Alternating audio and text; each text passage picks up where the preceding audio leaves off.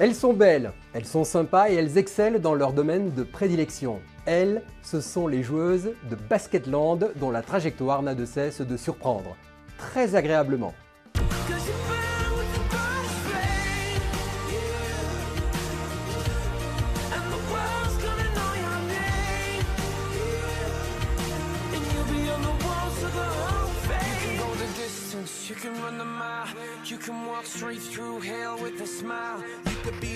Il y a de vraies valeurs auxquelles nous tenons, que nous avons depuis le début et la création de cette structure.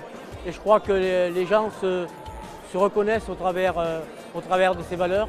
Ils viennent nous soutenir parce que même quand on ne pratique pas le meilleur basket, les filles, en tout cas, dans tous les cas, je dirais, mouillent le maillot et donnent tout ce qu'elles ont. Donc ça, je crois que les spectateurs et les supporters aiment.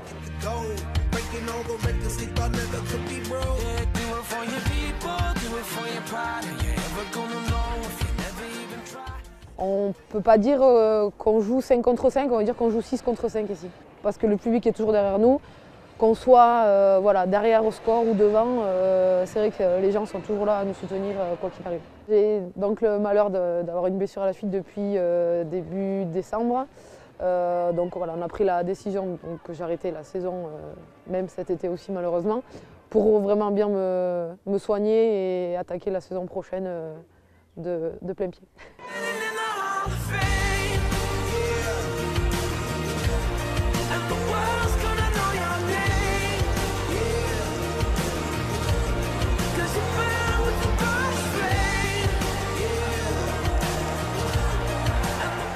Ce qui est important des clubs comme Basketland, par exemple, où on est ce soir, c'est qu'il y a une vie sociétale autour.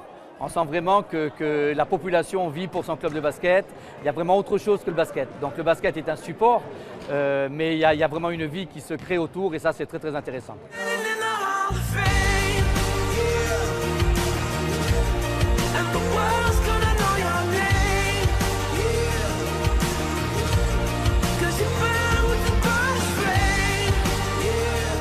Cette année, on a voulu se dire qu'on pouvait peut-être aller chercher très haut, mais on fait une très très belle saison. On finit 6e, ce qui est notre meilleur classement jamais obtenu en Ligue. Et on fait une très très belle saison et il faut qu'on le dise. Et voilà, moi ça me fait plaisir quand, voilà, par exemple comme ce soir, on fait des prestations qui sont de très bon niveau avec des jeunes joueuses qui ont du temps de jeu, qui avancent. Et moi je crois que c'est ça et ça doit rester ça la chose qu'on fait. We go to the offensive rebound, okay? We have to box out.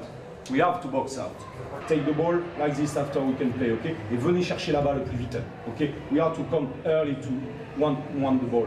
On n'a pas des budgets qui sont hyper extensibles et on sait qu'on ne fait pas partie des gros budgets. On sait que si on veut rester justement dans cette tranche haute du championnat, avec le 11e, 12e, 13e budget comme on a pu avoir, il faut qu'on soit malin et surtout il faut que, voilà, qu'on bosse, qu'on ait beaucoup d'abnégation, qu'on continue à créer une osmose entre des joueuses pour permettre justement d'arriver à battre des équipes qui sont bien plus fortunées que nous.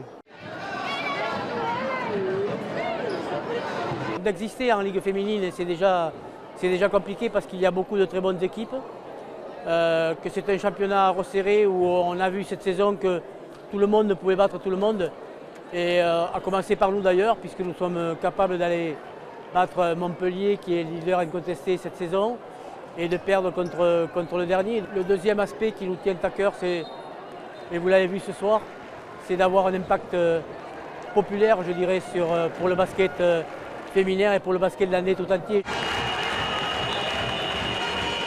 Je suis de Saint-Sevé, je suis local, l'ambiance est extraordinaire. Si c'est l'ambiance, c'est le basket landais, c'est les Landes. Les filles, parce qu'elles sont belles déjà. Et après, je crois que c'est une ambiance, c'est une âme. L'âme qu'il y a dans ce club, dans cette salle, je crois que c'est tout ça. C'est tout ça, Basketland. C'est l'ambiance familiale, tous les gens du coin y viennent. On est près du terrain, on est près des filles, elles viennent nous voir, elles nous font la bise. Vive Basketland!